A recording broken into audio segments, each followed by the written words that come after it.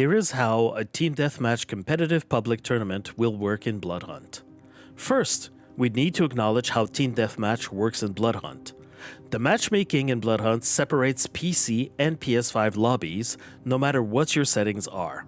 So in this case, we will focus on PC lobbies only. If someone wants to make a PS5 event, you're free to do so, but the whole thing works exactly the same. Team Deathmatch is a group of 6 players versus another group of 6 players. Whichever group gets the most kills wins the match. However, in a competitive setting, we need to look at this a little differently. In a competitive Team Deathmatch, it's actually 2 trios versus 2 trios. Meaning, not only is your trio fighting against 2 other trios, you are also competing against the other trio you are paired with. Another thing to keep in mind, since we queue 4 trios together at the same time, while we make sure that the 4 trios will be together in the same lobby, there's no way to guarantee that the trios will always be grouped together.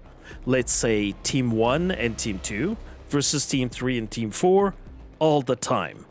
The matchmaking might decide to switch the grouping of teams at every match, so Team 1 might be playing with Team 2, or Team 3, or Team 4. There's no way to predict who will play with who and who they'll be fighting at every single match. You got that? Hold on to that thought, it'll make sense in a moment. So how will this event take place? Well, 8 trios will be fighting against each other. There will be a total of 5 rounds, and every round will last for 3 matches. Round 1 will include the first 4 teams. They'll play their 3 matches. Round 2 will include the 4 other teams. They'll play their 3 matches. Round 3 will mix it up. We'll have 2 teams from the first round and 2 teams from the second round, and they'll play their 3 matches. Round 4, of course, will mix the 4 other teams. They play their 3 matches. After round 4 is completed, we calculate every team's scores to determine who are the top 4 teams of the event. And so round 5 will see these 4 teams go against each other, and the top 3 scoring teams will win the competitive prizes. So how do you get the best score in a Team Deathmatch competitive event? Well, here's the point distribution. Every kill is worth 2 points, every assist is worth 1 point. Every player who is on the winning side at the end of a match gets an extra 5 points. And if ever a team has the bright idea to leave a match before it's ended, that's a 20-point team penalty.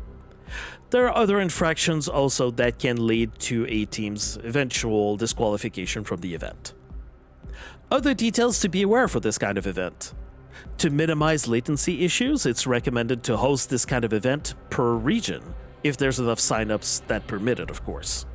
Just keep in mind that any cross-region team playing with latency will be putting themselves at a huge disadvantage in the context of the time-sensitive, reaction-sensitive, quick kills, quick movements environment that is Team Deathmatch. Each team must have a dedicated streamer with a 1-minute delay on their stream, and their VOD must be publicly available. Failure to do so can lead to their disqualification, even after the event is over, and even if the winners have already been publicly announced. Every team must be signed up in advance, and the team numbers will be randomized and selected on a separate stream a few days before the event, so we can set up the Bloodhunt Tournament Discord, invite all the participants, and they'll each have their dedicated team channel. Speaking of which, in that tournament Discord, all team captains will be in a voice chat while we will coordinate the queuing for every round to ensure all the teams are in the same match together.